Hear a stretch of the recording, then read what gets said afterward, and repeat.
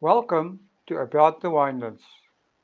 In this show, we will be chatting to influencers and leaders in the wine industry, winemakers, restaurants, and other businesses. Tune in every Wednesday and Friday for our latest episodes. You will find us on YouTube, Spotify, Google Podcast, and Apple Podcast.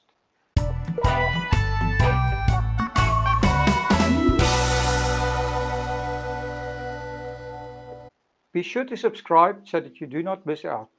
Now, to get on with the show. Good day, everyone. Today I'm speaking to Luan Aucamp. Luan is the sales manager at Ridgeback Wines. Welcome, Luan. Hi, Will. It's great to be on. Thanks for having us. No, it's my pleasure. Tell us a bit about yourself and how you became involved in the wine industry. Yeah, so it actually goes back to the beginning. I was born on a farm. My dad's been in the agricultural industry his entire life. He was a farmer and a winemaker. So I naturally grew up on a farm, and I think that's where the passion actually started. And I always knew I wanted to be in the wine industry. I think just I'm now at the moment in sales. I'm in a different space where I think I would have been, because I actually initiated with winemaking and viticulture. So I started viticulture and enology at Wellington and went on to sort of follow that path. Then a couple of years back, I just decided, well, I think I'm going to be better suited in sales. And about 6 years ago, I actually got into wine sales. I never looked back. So I think this is where I'm going to be spending the rest of my life. Have you been at Ridgeback from the beginning or were you first somewhere else? No, I started with Montpellier and Tilbach. It was actually my very first sales. Before that, I was doing mainly viticulture. Just outside of Paarl. And then I started with Montpellier. I was there for about 4 years, and then joined Ridgeback about 2 years ago. Awesome. I see Ridgeback has quite a nice setting with your tasting room and your restaurant there on the water. Can you tell us a bit more about that? Yeah, so obviously, I think I'd like to give just some background on the farm, and just That would be awesome. That would be awesome if you can do that. Yes, give us a little bit of history on Ridgeback. Absolutely. Yes, so basically the farm's been owned by Vernon and Leslie Cole since they bought the farm in the late 1990s. So Vernon was born in Wales. And he moved down to Africa when he was still very small, and he spent his entire life in Malawi and Rhodesia, back then obviously Zimbabwe now. And he was in the tobacco industry, and when he retired, they made a decision to come down to South Africa, and that's where he actually decided to buy a farm and get involved in South Africa. And initially, when he bought the farm back then, it was mostly a fruit farm, or it was all fruit. So they actually came down and had to make a decision on the future of the farm. Are they going to sort of continue farming fruits, which I think financially would have made it much more sense, or are they going to pull the fruits out and sort of start with vineyards and go that route? And I think luckily for us, they decided to pull the fruits out, and pulled out all the fruits. The first vineyards were planted in 1998. The first wine was made in 2000, and sort of the rest went on from there. So I think Vernon now, if he looks back, you can see that I think he came down to South Africa to retire, but I think starting a wine farm is definitely not retirement. It's probably more work. But that's where it all started. So I think the real success came when we actually, the very first winemaker Ridgeback had was Kathy Marshall. Obviously, I think the people listening to this would all know Kathy's. She was the first winemaker at Ridgeback, and the very first Shiraz that was made on the farm actually won Platter 5-star. And I think that sort of kicked the whole winemaking thing into gear in Ridgeback, because that 5-star initiated the building of the cellar, the building of the tasting room, and everything that followed. So the tasting room and the restaurant that we have now at the moment is basically in one location. So we've got a nice dam. I think anyone who's been to Ridgeback would agree that it's a really nice setting, and it's sort of a bit off the beaten path. But we've got a nice dam there with about 25 different species of waterfowl. So anything from geese to ducks to swans, and that's sort of the main attraction. And then we've got the restaurant and the tasting room built around it. We've also got a nice piece of grass there with a play park for the kids. So I think it's a really nice venue to visit, and obviously the setting with the dam and the birds and the waterfalls really really nice. Well, the story just illustrates, like I said, the five-star platter started your whole thing, and that really just illustrates that if from a sales point of view, if you've got a great product, it sells itself, right? Yeah, exactly, and I think that's really what we've been focused on. After Kathy left Ridgeback, Toy, the current winemaker, took over from her. He's actually been with the farm since the inception. He started out as the assistant farm manager, and when Kathy left, he went back to Elsenburg, got his the degree in winemaking specifically. And he came back and he became the winemaker of Ridgeback. And I think that's sort of what we've been pursuing ever since then, because the whole focus for us, as you said, is really putting quality over quantity and really pushing what we can do from a terroir perspective and a winemaking perspective on the farm. And I think we're going to get to a couple of questions later where we can expand on that. But yeah, really what we focus on is really quality and consistency in Ridgeback. Well, we can talk about that right now. Your wine philosophy and at Ridgeback, and also give us a little bit of background on some of the wines that you are making. So our main focus, I would say, is probably red. We produce more red than we produce white. We focused on French Bordeaux and Rhone varietals. So we've got Cab Sauv, Cab Franc, Merlot, Shiraz, and then we obviously use Grenache and Mourvèdre, only for blends as well, no single varietals. All in all, we've got about a portfolio of about 17 different wines. So we've got quite an extensive portfolio, and that's basically subdivided into two different ranges. The first range is our lifestyle range, which is called Ridgeback, which is called Luan, and then the second range is our premium range, obviously, which is called Ridgeback. And then we've got sort of like a master's range, which is his master's choice, signature S and signature C, which I think a lot of people would also know about. So yeah, so our main focus is reds. We also do two premium whites as well. And then our biggest focus, I would say, in the white side is Chenin Blanc and Viognier, which we do two premium wines from as well. We actually, with the Viognier, last year, or for 2020, was awarded the Viognier of the Year. It was also only the second Viognier 5-star in the history of Platter, which was awarded for 2020. So yeah, so Viognier is actually doing very, very well for us at the moment. That's awesome. Tell me, Luan, the name Ridgeback, that has an interesting history as well. Can you tell us a little bit about that? Yeah, so the name basically comes from the Rhodesian Ridgeback dog. When Vincent and Leslie came down from Zimbabwe, and they started with this whole venture, they actually had to decide on a brand name. And I think they brought with them the two Ridgeback dogs, which was the first one was Rudy and Lady, was the two initial Ridgeback dogs, and sort of the love for the dogs inspired them to actually keep this name Ridgeback, and that's where it started. So it's actually, people always ask with the dog on the label if it's actually direct connotation with the actual Ridgeback dog. Yeah. Oh, that's awesome. So guests can I think, sorry, I just wanted to, just with obviously with the whole philosophy, just to expand a bit on Toy's philosophy of winemaking. I think what he's really focused on, and I think in South Africa, we're getting more and more focused on terroir, which is, I think, important.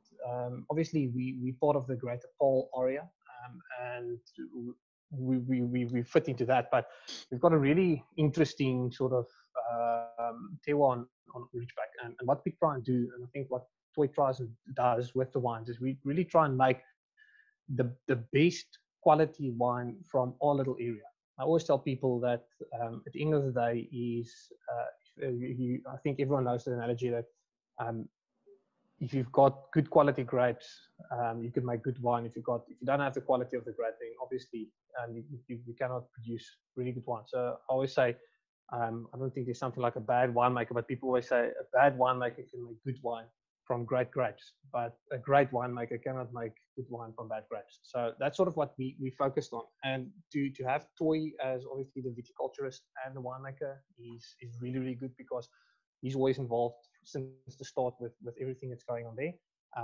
And he's the one sort of pulling everything together. So our focus is really, really taking what we've got, the soil, the terroir we've got there, just bring everything together and trying to produce the best quality and consistency wines that we possibly can. So just to give a little bit of insight, we've got mostly the big part of the farm is set sort of at the foot of the Paarl mountain. So part of the grapes are grown higher up the mountain slopes, and we've got a big part of it is soils that's got a lot of sort of fractured granite. That obviously granite's it's sort of accustomed to Paarl mountain, and what it does is basically it doesn't allow for a lot of water retention. So we've got really, really good concentrated red wine going on there. So everything is really concentrated, everything is really terroir driven. And then when it gets into the cellar, it's where it actually goes to a completely next level. Most of the premium wines that we do spends time in oak. So we do wooded wines, but we play around with more second and third fill that we used first fill. Well, obviously that's a discussion for another day, but as I said, Toy is really focused, and his whole approach to winemaking is what we call a minimalistic approach to winemaking, where he tries to guide nature as little, or he wants to interfere as little as possible from the growing of the vineyards to the making of the wine to the final product. And that's sort of his philosophy around it. And all across the board, even with 17 different wines on the wine list, every single product that we produce is really, really quality driven. It's really, really consistency driven. And that's sort of what we want to keep our focus at.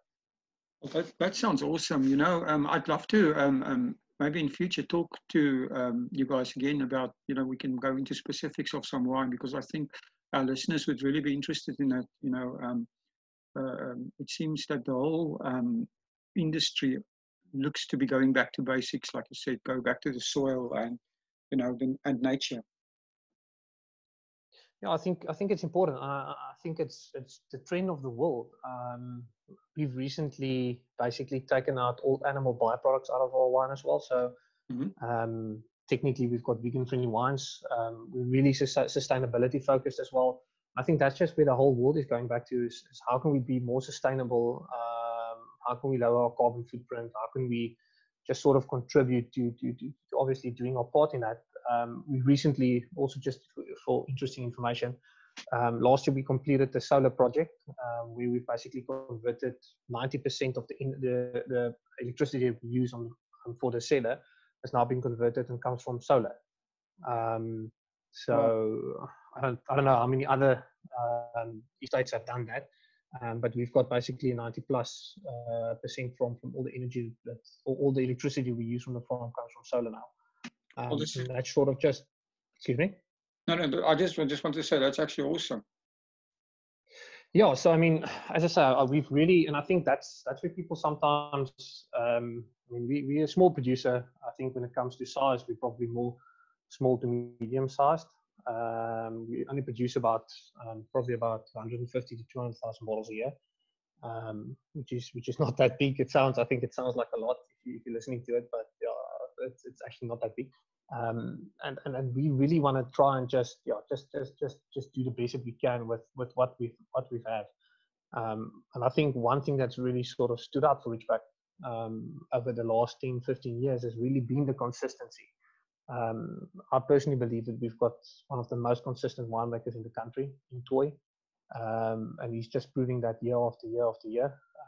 The wines are just doing better and better and better. And I think it is his whole philosophy, his whole approach to winemaking with this whole minimalistic. We try and use as little sulfites as possible. We try and intervene as little as possible with everything we do. And I think that all just comes together when you present the final product. Well, the whole thing about sustainability and also the fact that you creating your own electricity, and also the fact that your wines are, not using animal byproducts, which makes it vegan.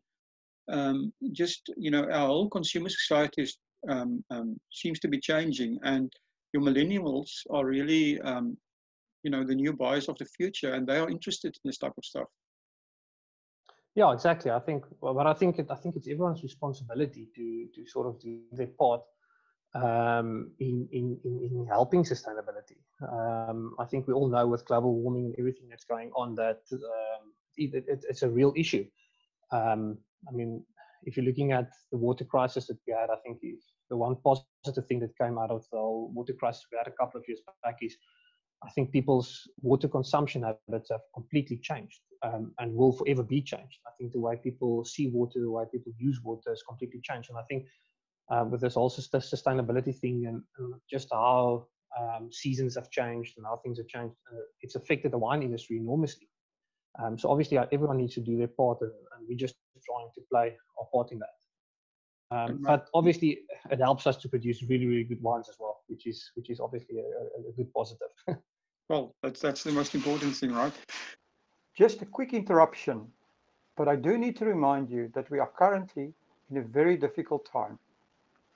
The South African government has set up a fund where businesses and individuals can donate to support their country through this crisis. Go to the website now and add your small donation: www.solidarityfund.co.za.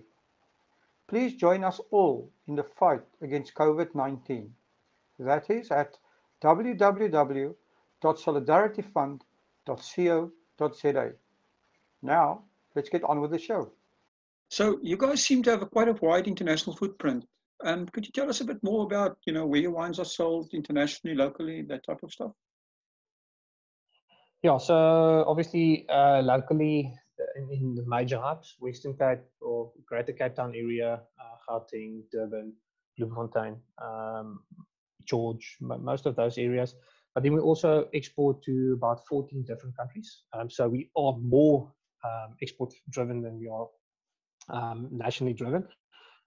We do at the moment, about 65%, 60 to 65% exports, and then the rest is obviously for the local market. So yeah, I think even before I joined Ridgeback, the global market has been a real focus point for us. At the moment, our biggest, if I can just give you guys an indication, our biggest markets at the moment is Belgium, probably. We've got quite a big market in the UK, and then Germany, and then America. We also do business in China, Japan, a couple of the countries that side, and then most of the small European countries as well. So yeah, I mean, I think I always say you don't want all your eggs in one basket. And I think the more you can diversify in terms of different markets and different economies and different countries, I think the safer it's going to be.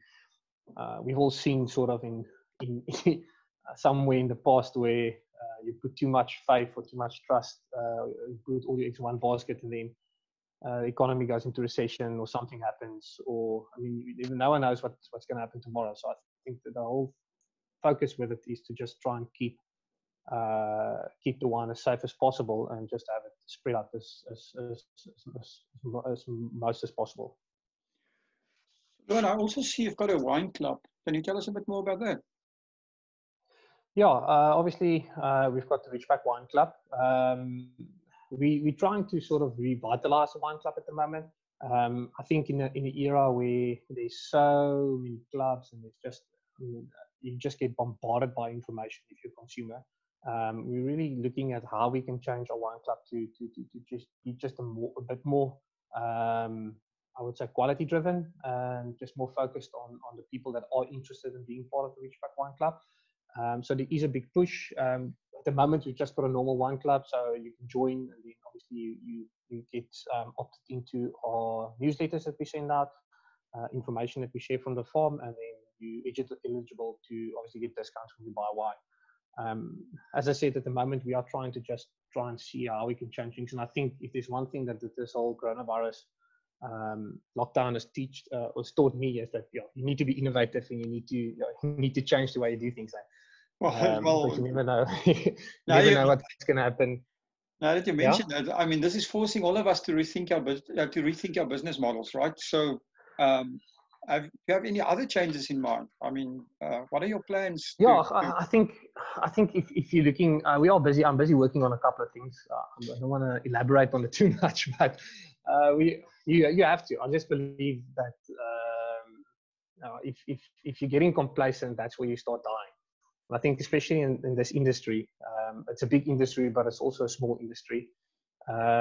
It's so important to continuously be changing or just try and change what you do and how you do things, and just try and improve everything that you do. So we are working on a couple of things. Obviously, the wine club's a big focus for us because at the end of the day, there's a couple of really diehard Ridgeback fans out there, and we want to get obviously more people to buy into Ridgeback wine.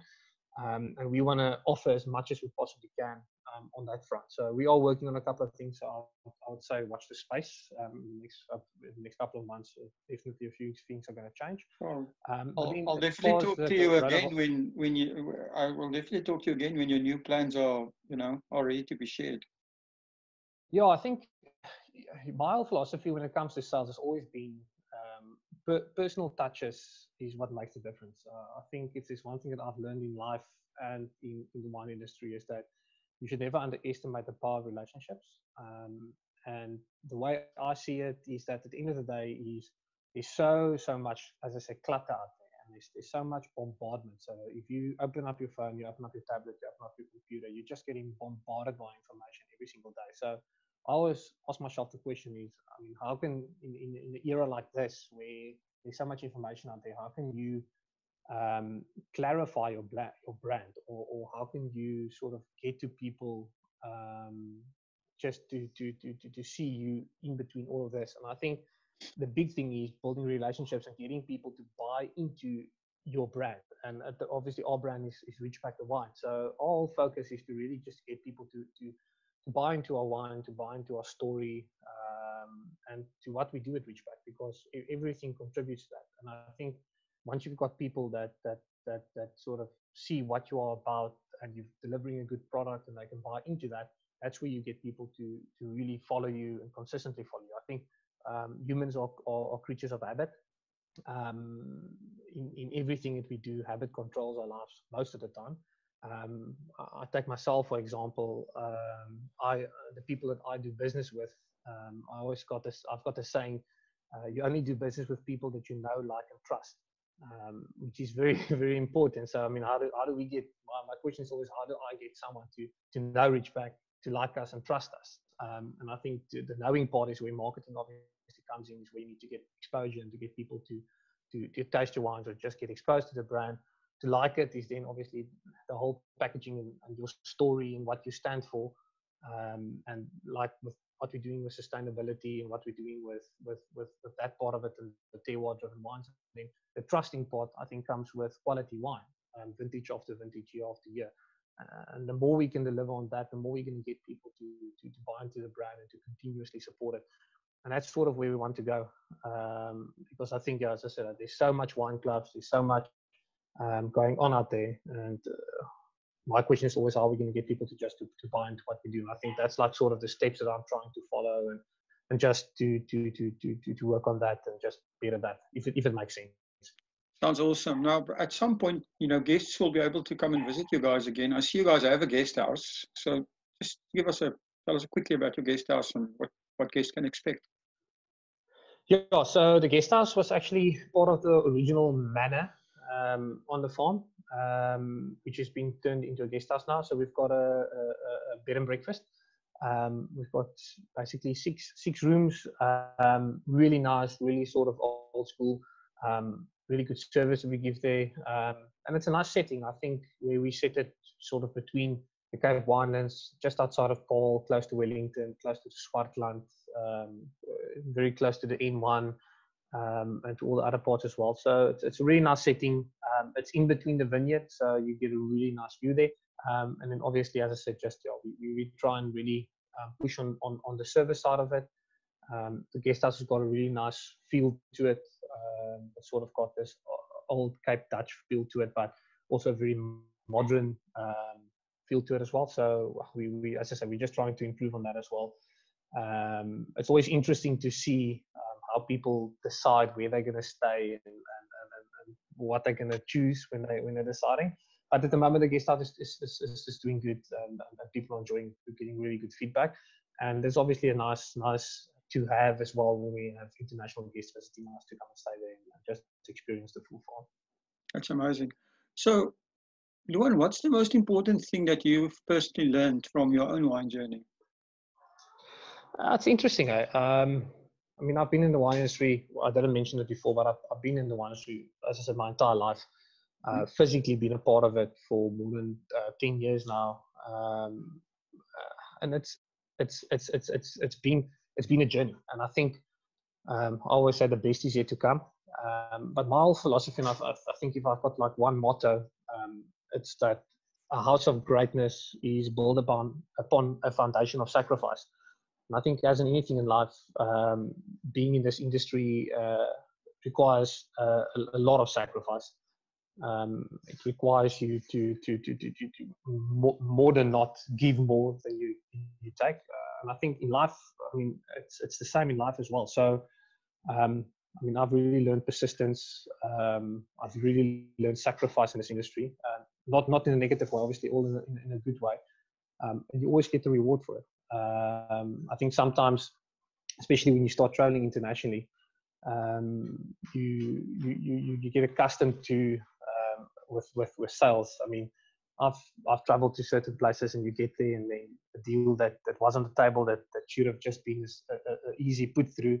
You get there and you travel halfway across the world and then all of a sudden the deal falls just falls through and it doesn't go through. And I think there's a lot of discouragement and there's a lot of difficulty in that, but it's also a part of the life journey. And I think, as with anything, if you want to achieve something great, you need to work hard, you need to sacrifice, you need to be consistent.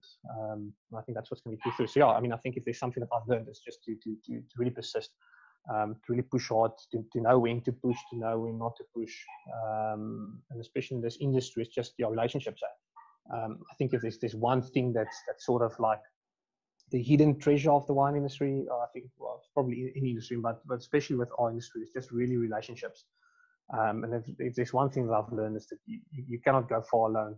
You need people around you. You need customers. You need importers. You need people around you to give you advice and to help you on this journey. And I think if you can build strong relationships and if you can sort of really focus on that, it's something that's going to see you through on the long run. And obviously, we don't want to just be around for 1 or 2 or 3 years. We want to be in this for the next 10, 20, 30, 40, 50 years. And really just growing that. And I think if you look at the brands that's now sort of household established brands in South Africa, those are all brands that went through sort of the same thing. They've just always been there. They've always been persisting. They've always been pushing. And now they're the household brands. So that's one thing. If I can sum it up, that's what I've really learned. Amazing. So can you give us? No, it's just, I mean, it's such a fun industry to be a part of. I mean, I think everyone wants to love what they do, but I think the wine industry is just such a great industry to be a part of. And even with all the struggle, with all the difficulties, I think it's always sort of a silver lining. It's just a phenomenal bunch of people in the wine industry, especially in South Africa. And I mean, internationally, at the moment, the whole brand South Africa has really changed in the last couple of years. There's really a lot going on behind the scenes, and I mean, I can just say it's a really exciting time to be a part of the South African wine industry. And I think it's just going to get better and better and better. So yeah, I mean, it's a really great industry to be a part of. Well, it's awesome that you can love what you do. Can you give us your very own or your favorite wine quote? My favorite wine quote. Yeah, as I said, I don't really have a wine quote, but as I say, just like my favorite quote is just going back to a house of greatness is built upon a foundation of sacrifice. I like that a lot. Luan, it's been a pleasure. That's like Yeah. my personal quote. So, but yeah, I think there's a lot of wine quotes out there, but I don't want to use something generic. Well, I like your philosophy there. Luan, tell me, I mean, it's been a pleasure talking to you. If people want to get hold of you and want to get hold of Ridgeback, where do they find you? Yeah, so we obviously we're on Facebook. You can search for us at Ridgeback Wines and Guesthouse. We're on Twitter at Ridgeback Wines, and then we're also on Instagram. You can search for us there just at the Ridgeback Wines. And then obviously we've got a website, www.ridgebackwines.co.za. You can visit us there. And then if people want to get more personal, they can email me directly. If they want to get in touch, my email address is sales@ridgeback.co.za. So I'm always open to take email addresses, to take emails. So please get in contact with us. But yeah, otherwise, I would just encourage anyone that's interested to please come and visit the farm. I think if you go on a website or you follow social media, it's not the same as coming there to physically experience, to get experience on the farm, to come and taste the wine there, to come and experience the atmosphere, to see the ducks, to meet the staff, and just have a first-hand experience. I'd always encourage people to come out and visit the farm. We're situated just outside of Paarl in a little area called Windmeal. So if you're driving on the R44 from the N1 going to Wellington, just across from the road from Windmeal Cellar, you turn right on your way to Paarl, and then literally 100 meters down the road, you turn right again. You're right there nestled in Windmeal, so you can find us there. That's awesome. Thank you. I appreciate the time you've taken, and really looking forward to maybe talking to you again in future, and of course visit your farm. And good luck with the rest of your lockdown. Yeah, please. I mean, I would be really interested. I think there's so much more to be said. Really, I mean, I don't go into much detail, but just the whole winemaking philosophy and really what we're trying to try and achieve on the farm. We can even in a couple of, if we're going to do it later the year, maybe get Toy to join in, and obviously he can share his insights. But yeah, thank you so much for having me. It's been great. As I said, I would just encourage people to please try the Ridgeback wines. I really believe we've got probably one of the most consistent portfolios in the country at the moment. The wines are spectacular. There's a lot of option available. It's just really, really good, high quality wine. Thank you for supporting our show. If you would like to get more exposure for your business, please have a look at our sponsorship options. Thanks again for supporting About the Winelands. Please follow us on YouTube and on our social media channels. All details and links are in the description.